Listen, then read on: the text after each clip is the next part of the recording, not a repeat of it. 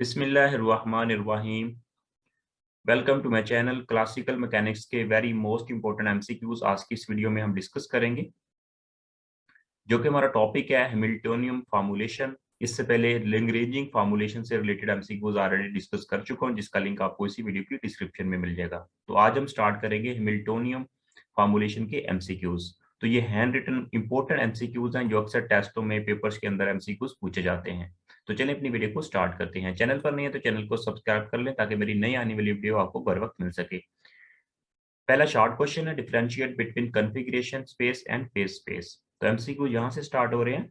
लैग्रेंजिंग formulation represent the system in dash space while the Hamiltonian formulation represent the system in dash space. साथ साथ मैं MCQs की statement को explain करूंगा, answers को भी एक्सप्लेन करूंगा, ताकि साथ साथ आपको अंडरस्टैंडिंग होती रहे। तो फर्स्ट एमसीक्यूज में पूछा हुआ है, जो लैग्रेंजिंग फॉर्मूलेशन रिप्रेजेंट करता है system in the configuration space. यहाँ पे कॉन्फ़िगरेशन स्पेस होगा, और जो हैमिल्टोनियन फॉर्मूलेशन जो होता है ये रिप्रेजेंट करता है system in the phase space. तो यहाँ पे होगा कॉन्फ़िगरेशन, और जो हैमिल्टोनियन जो होगा वो वहां पे होगा phase space.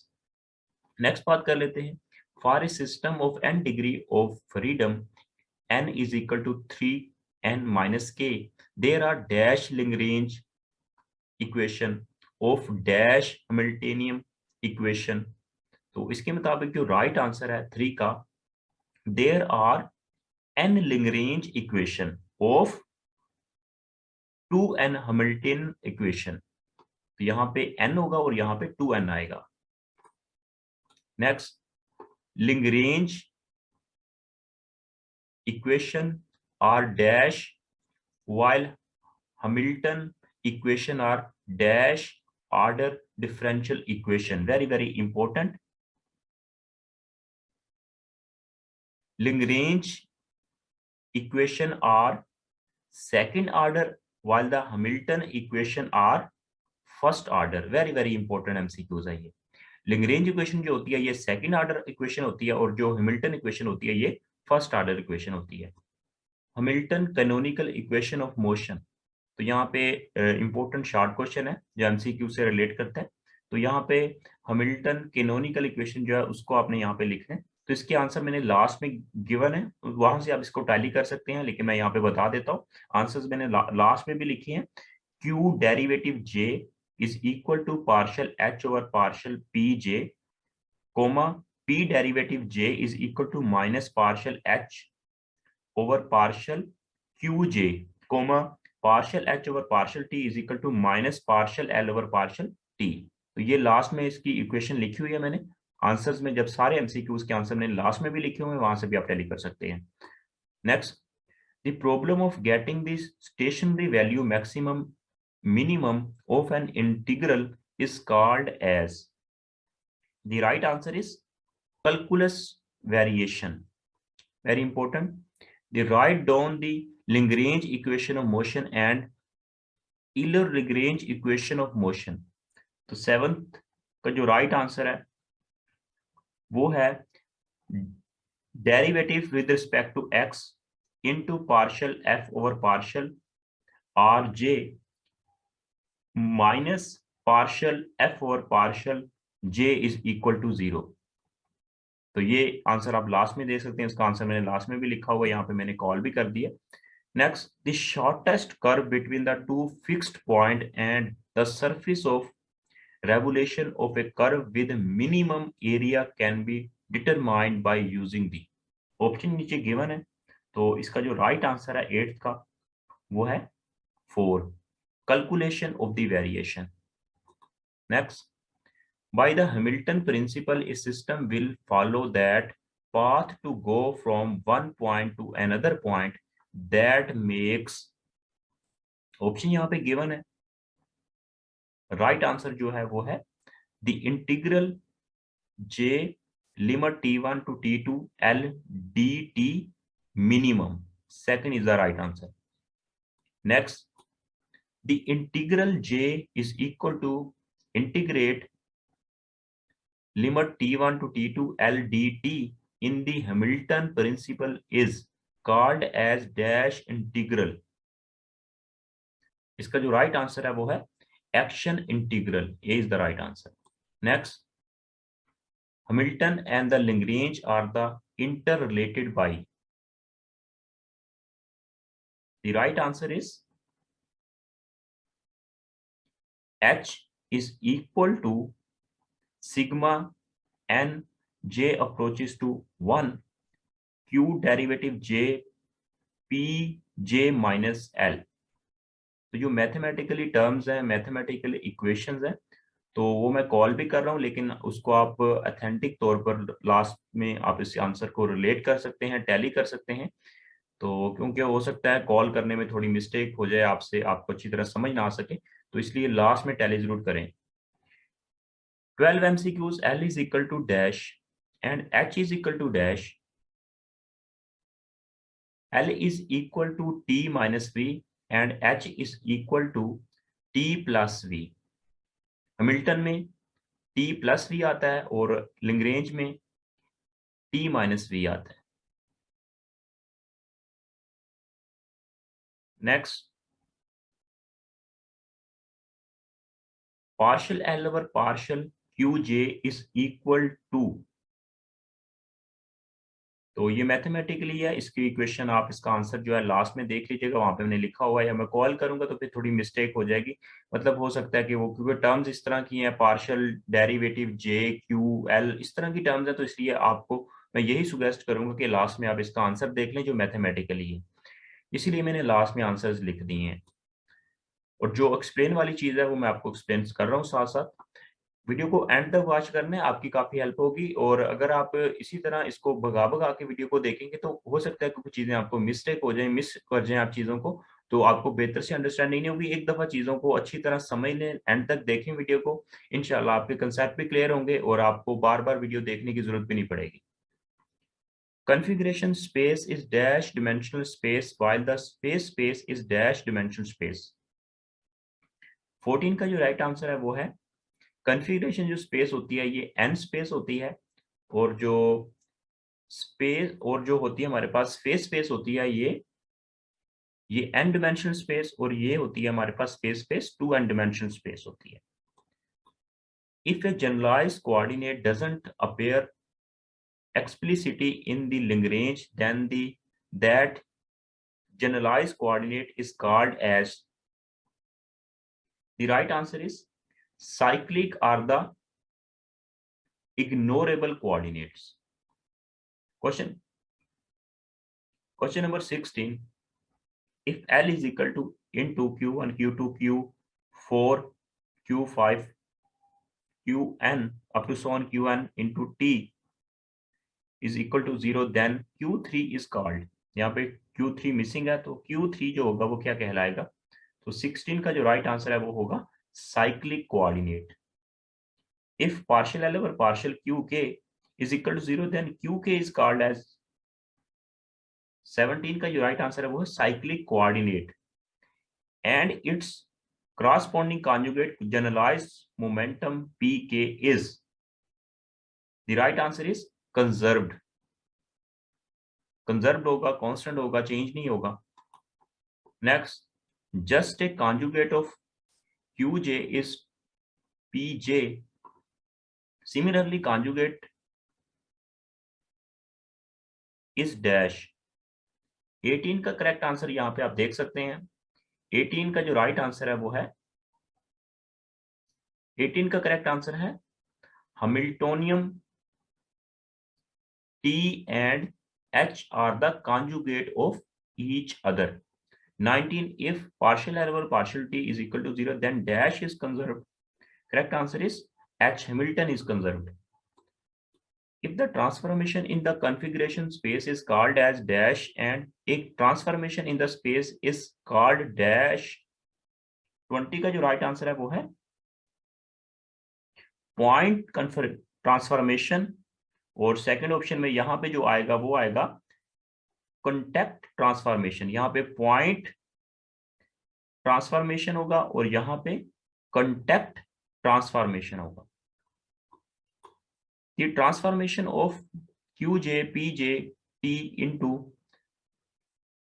to new QJ PJ T such that the form of the Hamilton equation of the motion remains invariant unchanged are called as dash transformation. 21 का जो करेक्ट आंसर है वो है canonical transformation. Question number 22. The function which relate the two sets qj, pj, t and qj, pj, यहाँ पे small है, यहाँ पे कैपिटल में कन्वर्ट हो गया, in the canonical transformation is called as. 22 का जो राइट आंसर है वो है generating function. Next, the canonical transformation like capital qj is equal to small qj, capital pj is equal to small pj, h dash h prime is equal to h are called as. 23 का जो right answer है वो है identity transformation. 24, the transformation like this are called as. 24 का जो right answer है वो है interchange transformation. Next, Poisson bracket of two functions j and h is defined as. 25 का जो राइट आंसर है वो है, तो इसका आप इसके नोट्स देख लीजिएगा जो मैंने लास्ट टाइम वीडियो आप लोगों के साथ शेयर की थी. 26, properties of the Poisson brackets. 26 का ये भी नोट्स को फॉलो कर लीजिएगा. 27, bracket f comma q derivative r into is equal to. 27 का जो राइट आंसर है वो है, ये मैथमेटिकली इसकी इक्वेशन आती है partial f over partial P R. तो लास्ट में आंसर को देख लीजिएगा. जो इक्वेशंस मैं आपको बार बार कह रहा हूँ, जो इक्वेशन की फॉर्म में उसका आंसर है उसको लास्ट में टैली कर लीजिएगा, क्योंकि मैं जब कॉल करता हूँ तो हो सकता है कोई मतलब कैपिटल अल्फाबेट या स्मॉल स्पेलिंग हो सकता है, डेरिवेटिव हो सकता है, कोमा हो सकता है, तो वो मिस्टेक हो सकती है, इसलिए टैली कर लीजिएगा. लास्ट में आंसर मैंने दिए हुए हैं. जब सारी वीडियो को एक दफा देख लें उसके बाद उनको देख लीजिएगा आंसर्स को. Next, 28 into f comma p r into is equal to. 28 का जो राइट आंसर है वो है partial f over partial q r. 29, partial i j is equal to into 0 1 if मतलब अगर 0 होगा उस वक्त क्या होगा. 29 का जो राइट आंसर है वो है partial i j is equal to 0.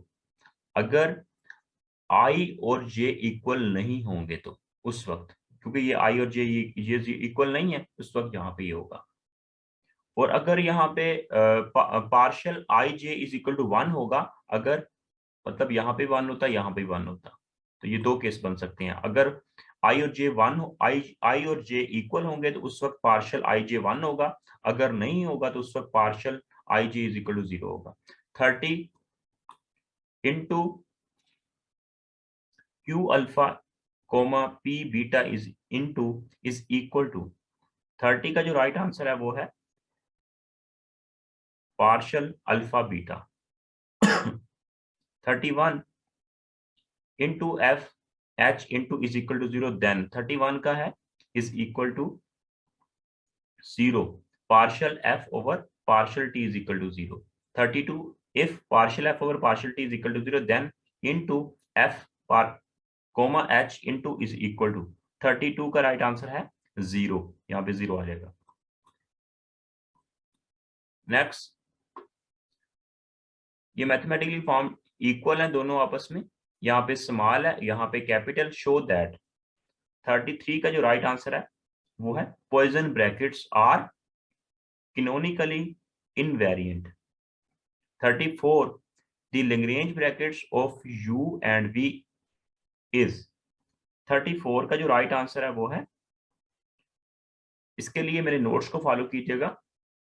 35 का करेक्ट, 35 का if f into r greater than 0 then a central force is. Central force जो होगी वो रिपल्सिव फोर्स होगी, कैनोनिकल फोर्स जो होगी वो क्या होगी. 35 का करेक्ट आंसर होगा, यहाँ पे जो ऑप्शन होगा यहाँ पे रिपल्सिव, यहाँ पे होगा attractive force. 36, if a force whose the curl vanishes is called as. 36 का जो राइट आंसर है वो है conservative force.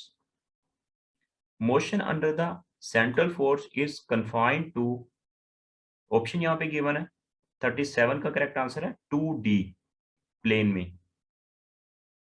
Reduced mass is given as mu is equal to, 38 का करेक्ट आंसर है. इसके नोट्स को फॉलो कर लीजिएगा मेरे. केपलर्स लॉ को आपने डिफाइन करना है. आपको किसी भी क्लासिकल की बुक है उसमें आपको केपलर्स लॉ मिल जाएंगे. ये शॉर्ट क्वेश्चन आ गया. कुछ जो रेफर कर रहा हूँ वो आप किसी भी हेल्पिंग बुक से आप इसको फॉलो कर सकते हैं. ये मेरे नोट्स हैं जो मैंने आपके साथ शेयर किए हैं, उनको आप फॉलो कर सकते हैं. उसके बाद 40 HEOM is given the time derivative of dash as a derivative of the Hamilton function h.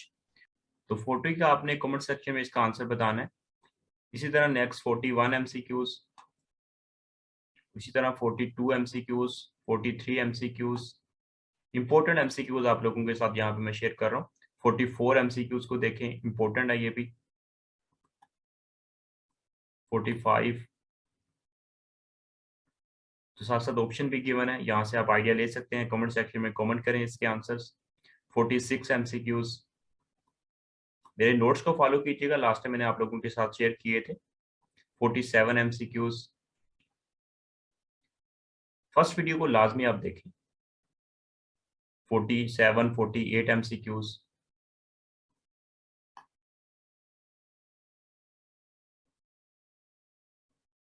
इसी तरह 49, 50, 51, 52, 53, 54. ये कुछ मैथमेटिकली टर्म्स हैं, very very important. 54 MCQs. Property से रिलेटेड MCQs आगे. 55 MCQs, इसके ऑप्शन गिवन है. 56, 57, 58, 59, ये सारी प्रॉपर्टीज हैं क्लासिकल मैकेनिक्स की. इसी तरह 59, 60. तो 60 यहाँ पे when does the H equal to the total energy of the system and the when does it not. तो ये शॉर्ट क्वेश्चन है, ये आपको किसी भी हेल्पिंग बुक से मिल जाएगा. इसको आप देखें.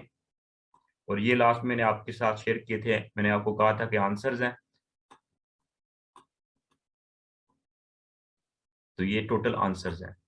तो कुछ आंसर यहाँ पे नहीं गिवन, तो उसको आपने कमेंट सेक्शन में बताना है और अपनी बुक से, किसी भी हेल्पिंग बुक से उसको ट्रेस कर सकते हैं. जो ऑब्जेक्टिव मैंने कुछ MCQ सॉल्व करके आप लोगों के साथ शेयर किए हैं. उम्मीद करता हूँ कि आज की वीडियो आपको काफी पसंद आई होगी. इंशाल्लाह इसी तरह आप लोगों की हेल्प करता रहूंगा. दुआ में याद रखिएगा. अल्लाह हाफिज.